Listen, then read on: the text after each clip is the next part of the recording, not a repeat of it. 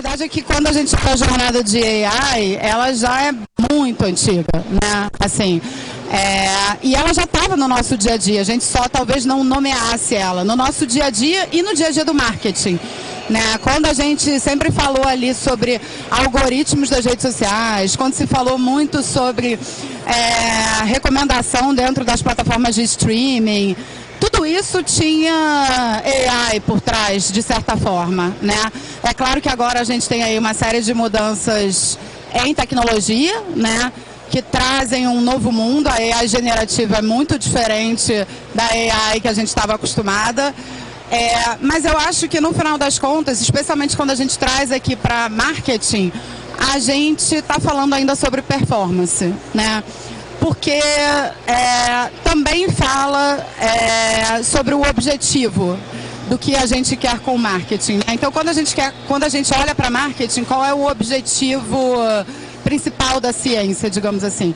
É trazer conexão, é trazer conversão, mas no final das contas é que a gente também fale ali sobre performance, né? Que a gente consiga acertar mais vezes, a gente consiga encontrar, criar uma conexão mais profunda.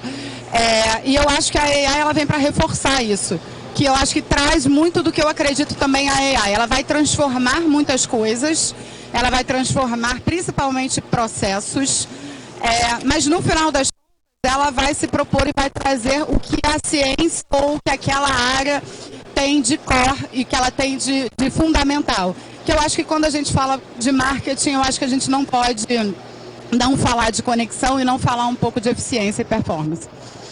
Legal.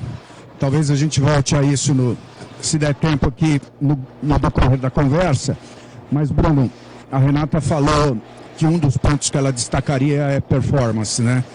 Você trabalha numa área de mídia da maior agência que mexe com mídia do país, que é o grupo WPP, e mídia e performance andam juntas, né? Mas, enfim, qual é a sua visão de AI para marketing, no seu caso, para mídia, né?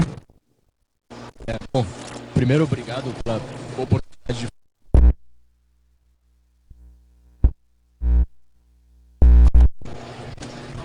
Obrigado pela oportunidade de estar aqui, obrigado por participar do painel com vocês.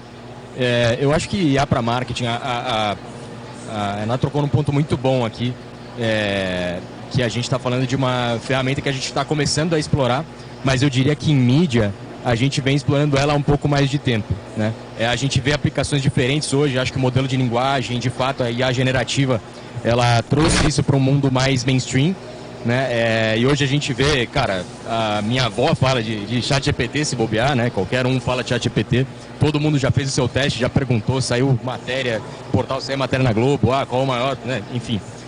Mas em mídia a gente vê isso sendo aplicado há algum tempo já, e já é uma ferramenta essencial para a gente, tanto em planejamento, e eu diria que é inescapável em compra. Você não compra mídia hoje sem usar AI, mesmo que você não queira, você vai usar, é impossível. Você faz uma campanha em rede social, você faz uma campanha em mídia programática, você faz uma campanha de search, você vai estar usando AI, mesmo que você não saiba, e você está fornecendo informação ali e permitindo que essa aplicação funcione da melhor forma, né?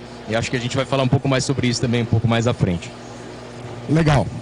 Então a gente tem aqui uma plataforma de mídia, comunicação de mídia, a gente tem uma agência de propaganda, aliás, o maior grupo de agências de propaganda do mundo, que é o WPP, e a gente tem um anunciante, que é o mestre Marco Frade. Eu gosto muito do Marco Frade. Eu vou fazer minha declaração de amor em público aqui para o Marco Frade. O Marco Frade é um cara assim, que tem uma objetividade, uma assertividade no conhecimento que ele detém da área digital e de inovação. Vocês vão ver. Marco Frade, conte um pouquinho para a gente a sua visão de AI e como é que você vê isso impactando no marketing. Bom, primeiro de tudo, tá ouvindo? Dá para ouvir? Primeiro de tudo, obrigado pela declaração de amor, porque é mútua, né, Pi? A gente sabe que tem uma história aí por trás. Eu acredito que quando a gente começa a falar muito mais este ano de AI, que já é um tema que já vem sendo discutido em outras esferas, que não efetivamente a esfera do marketing, é porque a gente começa a enxergar qual é a aplicabilidade que nós vamos ter efetivamente nas estratégias de marketing para poder trabalhar com o que vem de novo em termos de tecnologia. E aí eu queria voltar um pouquinho lá atrás, lá nos anos 2000, quando a gente começou a discutir a questão de sistemas peritos. Né? O que é sistema perito? Né? É basicamente tudo aquilo que a gente se acostuma, se habitua e tem uma aceitação, que é uma aceitação pública das pessoas com um determinado processo, um determinado sistema. Por exemplo, né, assim, ninguém mais hoje questiona o fato de passar numa catraca de um prédio. E para passar na catraca de um prédio, você antes você tinha de chegar uma recepcionista, entregar seu documento, entregar seu nome, e ali já tinha dados sendo captados. Então os dados estavam sendo coletados. E todo mundo se habituou muito em relação a isso. Hoje em dia, as catracas mais modernas, você usa um QR Code no seu celular e à medida que você passa o QR Code, você está se identificando e entregando seus dados para uma catraca. Já imaginava que você pegar todas as catracas de prédios e pegar todos esses dados? São dados demais, né? E o que está por trás de inteligência artificial é justamente a questão de dados. É como a gente coleta, como a gente manipula e como a gente retorna dados de diversas naturezas para uma determinada finalidade. Que, no nosso caso de marketing, a finalidade é sempre trazer algum tipo de funcionalidade para as nossas estratégias, que são estratégias de produtos, de serviços ou de construção de marca, e a gente está entendendo agora o que a gente faz com esses dados. E aí tem uma outra discussão, quando a gente pensa em termos de inteligência artificial, quando a gente pensa em AI, que é a questão do quanto as empresas, seja ela veículos, seja agência de propaganda, seja catraca de prédio, estão dispostas a compartilhar dados. Porque não adianta nada você desenvolver uma inteligência artificial para uma limitação que não vai chegar numa escala. Né? E a escala ela vai vir com esse acúmulo de dados que você vai programar em uma determinada linguagem em algoritmos para poder chegar no objetivo final. O Bruno falou aqui super bem, né, que assim, em mídia a gente já usa. Quando a gente faz programação de mídia em plataformas programáticas, quando a gente faz search, quando a gente está no PMax do Google, a gente já está usando inteligência artificial, porque ali eles estão trabalhando o algoritmo, um algoritmo que foi treinado para poder chegar numa lógica que é uma lógica de entregar aquele produto ou serviço através de um ad criativo. Então, o que a gente agora a partir deste ano principalmente, é superar a ideia que inteligência artificial era aqueles robôs que iam engolir o mercado de trabalho ou que engolir as relações humanas, para poder chegar numa proposição do que o marketing pode utilizar em termos de ferramentas para devolver para o consumidor algo que seja mais inteligente, mais aprazível, a partir de uma base de dados que seja uma base de dados, no mínimo, compartilhável. Então, eu acho que essa é a discussão que a gente tem pela frente. Esses serão os sistemas que vão ser colocados à disposição do marketing para que a gente possa trabalhar sobre bases de dados cada vez mais sofisticadas e que não firam a questão sensível de dados pessoais, mas que tragam uma inteligência e um atrativo para a comunicação e as estratégias dos produtos e das marcas que seja razoável para os consumidores corretos na hora correta. Legal, Frade. Só a resposta dele dava para eu fazer mais umas 10 perguntas em cima dela, concorda? Ele falou de uma série de aspectos que a gente pode usar pensar, imaginar de como usar a inteligência artificial para marketing. Ele falou bastante de dados. Quando a gente fala de dados, a gente fala de... quando a gente fala de dados, a gente está em busca de assertividade, né? A gente está em busca de estar certo. É isso que os dados trazem para a gente, ou a gente acha que eles trazem para a gente, pelo menos.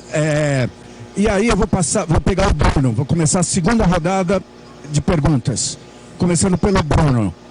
O Bruno, na prática, como é que vocês no WPP estão usando isso? Isso é inteligência artificial. Vocês já usam a inteligência artificial generativa, quer dizer, essa que a gente acabou de conhecer faz 4 meses atrás, como uma máquina de assertividade e, por exemplo, no uso de dados? Conta pra gente um case do WPP que vocês estejam realizando agora. Perfeito, Pedro. Acho que aqui é importante falar, assim, a IA generativa, ela ainda está numa fase muito exploratória, né? Eu acho que se a gente falar, a gente está muito numa fase de exploração, mas a IA em si a gente veio usando há algum tempo, né? E aí, falando um pouco da ótica de mídia, tá?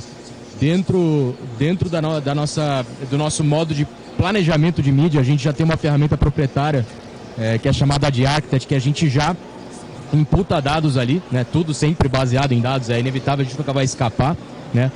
A gente imputa dados ali, é uma ferramenta que vai olhar para público, vai olhar para dados, vai olhar para consumo de e-mails e ela vai te proporcionar uma resposta de alocação de verba de mídia por canal e por tarefa de comunicação por audiência, né? Então a gente já tem ali, de certa forma, uma alocação, um planejamento de mídia sendo feito e com grande parte em auxílio por uma ferramenta de IA, né? A gente já trabalha isso dessa forma em grande parte dos nossos clientes, né? E aí, quando a gente entra na esfera de compra, o Marco já trouxe aqui até um bom exemplo da PMax. Acho que esse é o exemplo máximo do uso de aplicação de machine learning na compra de mídia, né? Mas a gente olha para todas as ferramentas de compra, a gente olha para essa lógica hoje, especialmente quando a gente fala de performance, né? A Persona, como a gente conhecia, como uma ferramenta de planejamento e até de targeting, ela de certa forma, ela está cada vez mais, eu não vou dizer que ela está morrendo, porque ela ainda tem sua utilidade quando a gente fala de construção de comunicação e de como eu quero, né, aparecer para o mercado, mas na hora que eu estou falando de compra de mídia, essa persona ela não é construída dessa forma, ela não é construída com base no que eu falo para a ferramenta, com base no que eu acho que é, né? Eu vou colocar para a ferramenta quais são as minhas metas, né? O que eu quero que ela me entregue e eu vou deixar a ferramenta entregar solta, né? Eu trago a PMax, é muito assim, a gente dá um sinal, fala, essa audiência que talvez performe melhor. Aí ela vai pegar essa audiência e vai expandir, ela vai falar, não, legal, e a minha meta é X, né? E ela vai buscar essa meta, entendendo que aquilo ali talvez seja melhor, né? Na meta a gente vai em caminhos muito similares já também quando a gente fala de meta ads. Você tem uma lógica de compra de campanha hoje que chama DABA, né? Dynamic Ads com Broad Audience. Ou seja, você fala lá, eu quero que essa campanha me entregue conversões. Para quem, né, essa campanha vai entregar? O algoritmo que vai definir. Ele que vai definir quem que vai ver esse meu anúncio, ele vai definir quando, ele vai definir qual o preço que vai ser pago, né? De acordo com a meta que eu coloquei ali. E ele vai me entregar a melhor performance. Já tem tido histórico recorrente ali de performance com esse tipo de campanha, né? Quando a gente olha para volume e para entrega de retorno, é o melhor tipo de campanha hoje, é o tipo de campanha que mais dá escalabilidade, né, para negócios.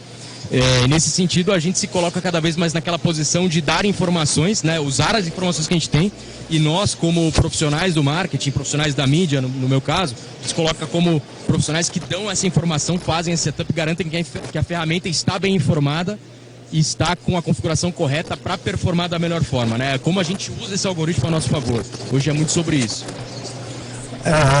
A resposta do Bruno é legal porque ela mitiga uma questão que todos nós aqui certamente a gente se pergunta, né?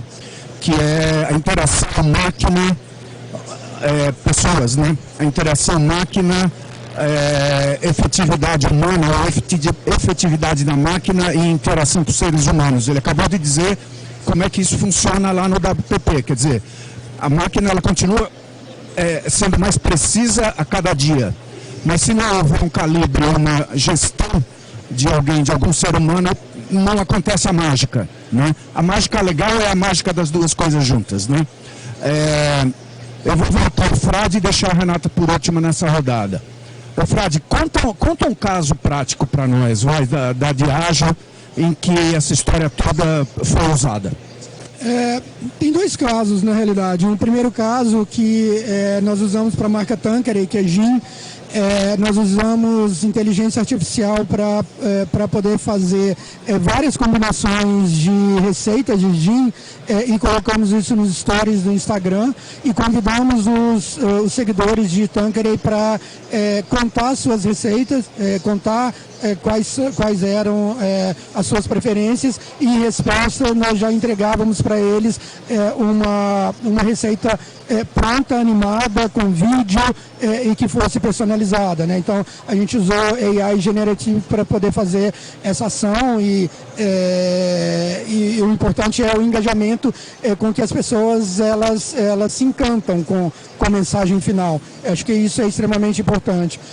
Um outro exemplo que nós fizemos em marketing, nós usamos uma marca nossa, que é Johnnie Walker Blue Label, selecionamos na nossa base os 12 maiores clientes da nossa base de Blue Label, pedimos para eles contarem com seus pais e essas histórias por AI Generative também viraram ilustrações que nós estampamos nas caixas de Blue Label e enviamos de presente para os pais. Imagina o encantamento, né? Então acho que essa questão da mágica, quando o Pir coloca, ela é extremamente importante. Usar AI para quê, né? Assim, usar AI para que tenha um propósito e principalmente no nosso caso um propósito de diálogo entre a marca e o seu consumidor, provocando nele um encantamento que é algo inesperado, que é algo que não estava dentro da expectativa e que supere uma expectativa. E eu gostaria só de citar também alguns exemplos que nós utilizamos. Por exemplo, nós utilizamos em Vidmob as variações em AI para poder desenhar o melhor asset digital que nós temos para entregar. Vidmob hoje ela modela algo em torno de 36 tipos de variações. Para quem acha que é pouco, o ChatGPT modela 4, né? Vidmob modela 36. Tá? Nós usamos AI para poder modelar o que nós temos de CRM, né? Tem agências hoje como a New Bacon que já estão super avançadas em modelagem de AI para poder trazer uma assertividade em CRM. E eu acredito que o CRM está muito próximo de ser a plataforma mais inteligente na utilização de AI no mundo do marketing.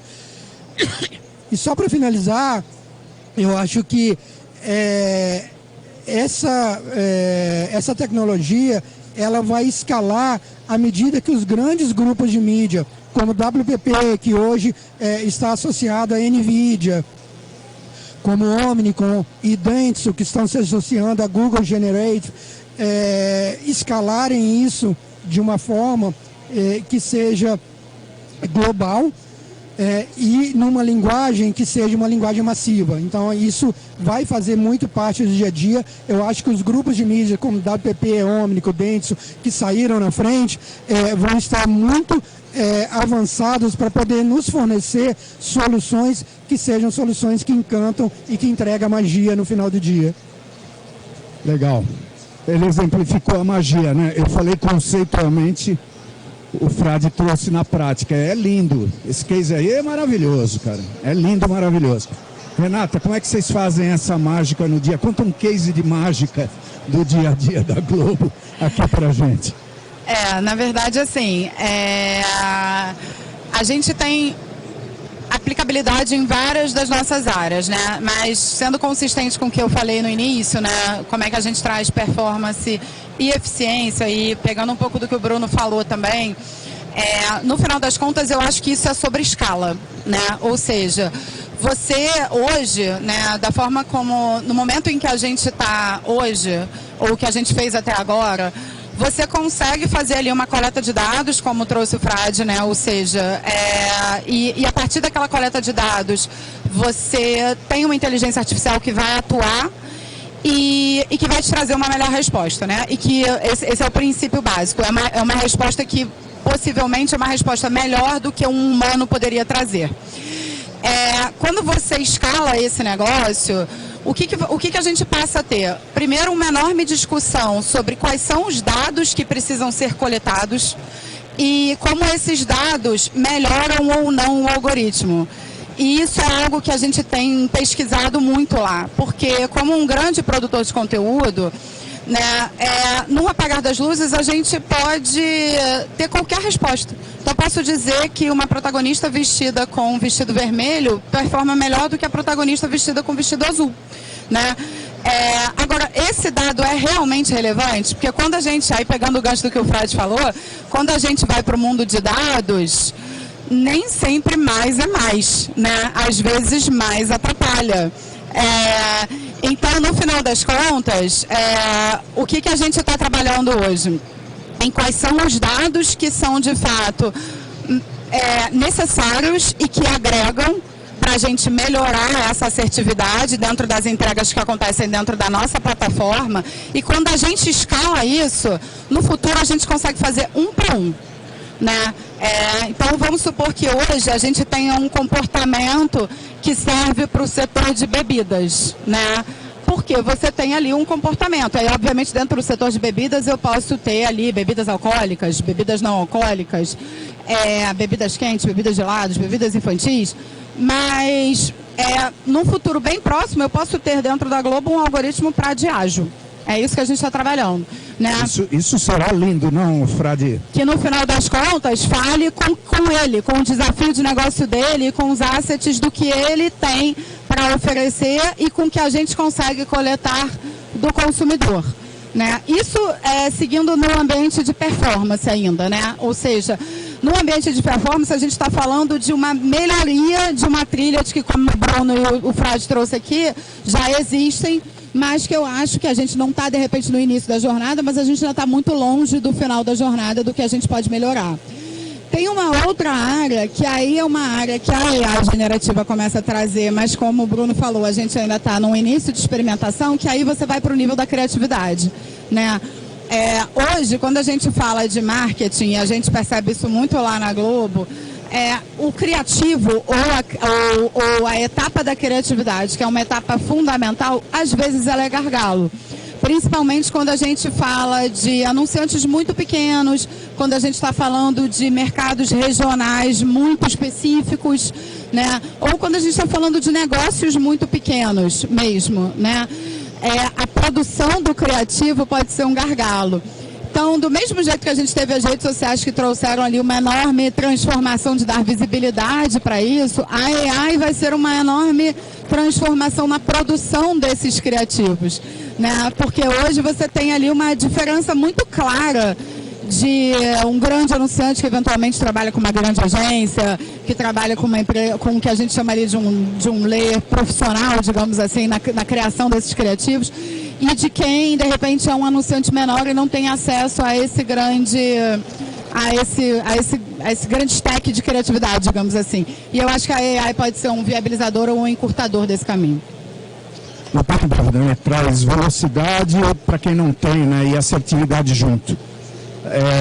Bom, a gente tem 5 minutos.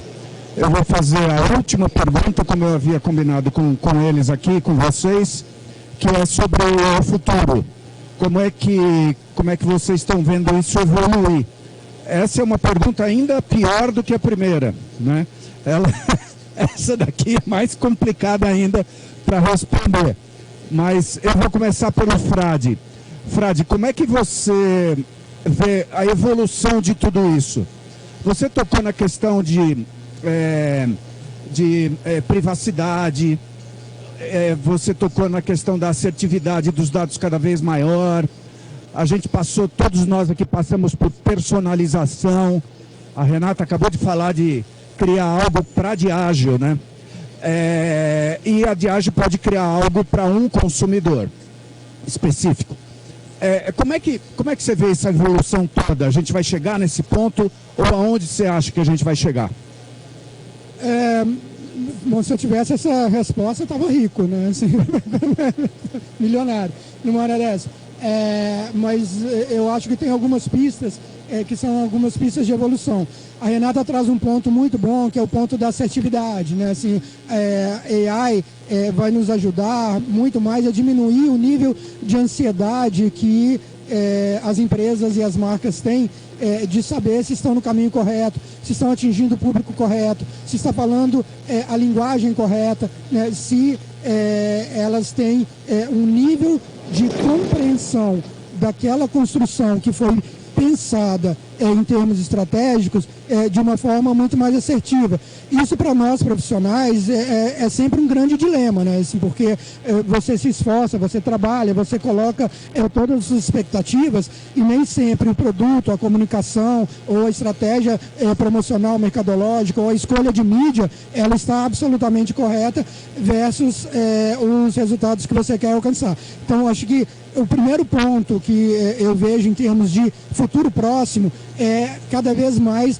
nós estamos indo para um caminho de assertividade que seja mais adequado para que a gente possa desenvolver melhores estratégias na construção de marcas e na comunicação dessas marcas diretamente com o nosso público consumidor.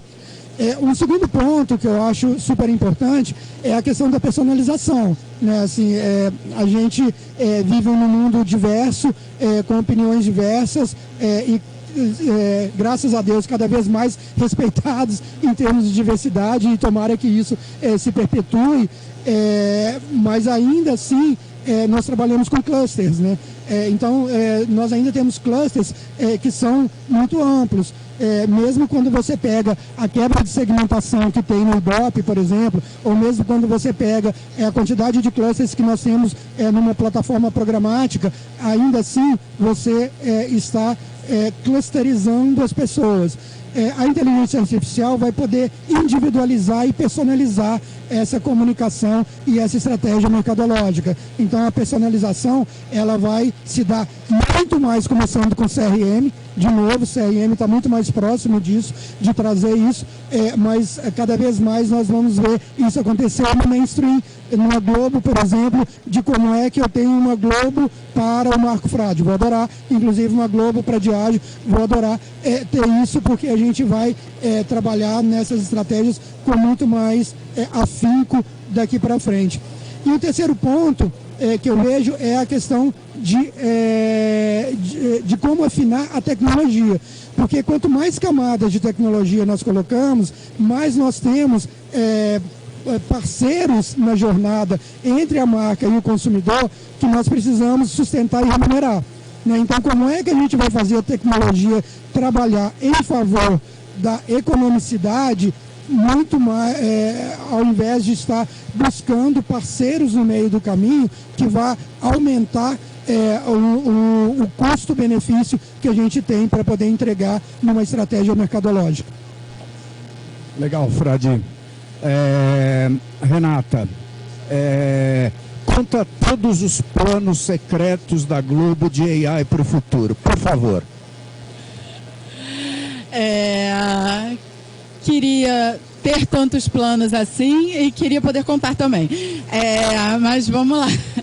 Eu acho que quem está fazendo planos de AI para o futuro agora está louco, né? Porque... Boa. Você roubou minha última fala. Eu ia terminar dizendo, quem está planejando usar AI já pode, não precisa nem planejar, pode parar, porque já perdeu o bonde. Você roubou minha última frase. Desculpa. Maravilhoso. Mas vamos lá. Eu acho que assim, quando a gente olha para o futuro, aí pegando esse último gancho que eu falei, né? Eu acho que agora a gente tem muita incerteza e muita insegurança. Eu acho que é natural, né? É um tema que traz muita disrupção. É um tema que fala sobre propósitos humanos, substituição dos propósitos humanos, ou seja, do que realmente... Será que os humanos serão substituídos? Nós, como seres humanos, seremos substituídos? E falar sobre sermos substituídos não é um assunto fácil e nem um assunto, tampouco um assunto confortável. Então, eu acho que por isso que esse tema gera tanta insegurança. Mas eu sou uma otimista, né? Assim, eu acho que, especialmente quando a gente fala desse momento que a gente está vivendo, da transformação que a gente está vivendo, né, da democratização que isso está trazendo, quando eu olho para o futuro, tem muitas incertezas, mas eu acho que tem uma coisa que eu acredito que nós estaremos no caminho. Teremos uma explosão de criatividade. Então, eu acho que isso é bacana da gente pensar, né? Especialmente quando a gente fala sobre marketing, existe muita insegurança de mas as máquinas vão substituir o que os humanos estão fazendo. Mas a gente vai ter um computador, a gente não vai ter mais a mente humana criativa. Eu acho que a mente humana sempre estará lá, né? Ela sempre estará lá, guiando, trazendo novas referências, transformando, pensando coisas. Mas eu acho que a gente, de fato, vai democratizar uma camada de criatividade que é muito bom, né? Ou seja, estamos diante aqui de um processo de transformação que pode somar e que pode adicionar, que pode trazer muito mais criatividade e, especialmente quando a gente está falando de marketing, isso não pode ser uma má notícia, né? Então, assim, nesse aspecto, eu sou otimista. É claro que eu acho que todas as preocupações e toda a discussão é importante, né? É realmente uma ciência muito transformadora e a gente tem que discutir quais são os impactos que isso vai trazer no dia a dia, porque como qualquer disrupção, ela pode trazer muitas coisas boas, mas ela pode também ser usada para o mal. Mas aí, numa visão otimista, eu acho que numa nova camada de criatividade, eu acho que a gente tem muito a ganhar aqui para, inclusive, expandir a mente humana. Legal, adorei a sua visão otimista. Acho que a gente precisa muito dela. Os riscos a gente conhece, não conhece todos, porque alguns ainda vão aparecer, mas a gente tem que ter certeza de que o lado que a Renata falou, que é o lado humano, vai prevalecer e que só temos a ganhar. Que nós temos a ganhar, não há dúvida. Adorei a resposta da Renata. Bruno, para encerrar a nossa conversa, eu vou fazer um parênteses rápido aqui. O próximo painel, estou vendo aqui, é profissional do futuro. Será que a sua carreira vai mudar nos próximos 5 anos? Eu já tenho. Acho que todos temos a resposta para essa pergunta, porque é óbvio que sim, né? Mas a gente falou um pouquinho disso aqui também. Então está dado o gancho para o próximo painel. Bruno, fica com você o encerramento. Não, perfeito. Acho que assim, falando de futuro, acho que a gente tocou em pontos muito bons aqui. Eu diria que eu sou mais otimista do que pessimista, mas a gente nunca tem certeza, né? É difícil falar de futuro. Quando a gente olha para a aplicação, eu acho que dentro da indústria, especificamente, eu acho que a gente vai ver uma evolução exponencial, especialmente na indústria criativa. Acho que isso é inegável. Já tem produtos sendo desenvolvidos, a gente já, né? De novo, né? Se a gente soubesse todos os planos seria maravilhoso, mas a gente já vê possibilidades de aplicação absurdas assim, né? E juntando com o que a gente já tem disponível em mídia, com a evolução que isso está tendo, a gente deve ver uma evolução absurda e muito rápida, exponencial nos próximos anos. Mas eu acho que a gente precisa muito se colocar em essa posição crítica, não a posição crítica, mas a posição de pensador, né? A gente, de certa forma, no ambiente de mídia, em certa forma, a gente já tem que se colocar nesse lugar, né? A gente já tem que se comportar, entender nosso valor humano ali quando a gente trata com algumas ferramentas. Eu acho que isso vai tender a ser cada vez mais real para toda a gama da indústria de marketing. Então, assim, você vai precisar se colocar como decisor, você vai ser um provedor de contexto para uma máquina que vai te trazer uma resposta, né? E você vai precisar interpretar aquilo e tomar uma decisão crítica em cima daquilo, que vai ser certa ou errada, mas bem informada, né? E aí entra um pouco também da interpretação da informação, que hoje acho que aí entra um pouco, para a gente evoluir um caminho positivo, a gente precisa aí mudar muito dos profissionais nos próximos 5 anos. Acho que é muito por aí, porque a gente precisa de capacitação, a gente precisa de pessoas que entendam a tecnologia, entendam o lugar que elas têm que se colocar, não tentar tomar decisões que têm que ser tomadas por um robô hoje em dia. A gente, querendo ou não, gente, assim, a gente não vai ser melhor que o robô para tomar várias decisões, a gente já não é, né? Mas tem decisões que a gente vai ser ainda, vai ser melhor que o robô, porque a gente tem senso crítico, a gente entende coisas diferentes de comportamento, a gente eventualmente consegue entender vieses, né? Então é muito nesse caminho, a gente vai precisar colocar cada vez mais esse lugar de pensamento crítico, de trazer um senso diferente para uma ferramenta que vai nos trazer respostas frente a comandos que a gente dá, né? Então é muito nesse caminho. Legal, Bruno. Bom, encerramos aqui. Eu vou parafrasear a minha amiga Renata aqui. Não planejem AI, façam AI, errem rápido, porque senão o mundo vai passar em cima de vocês. Obrigado pela pela presença aqui. Obrigado aos três.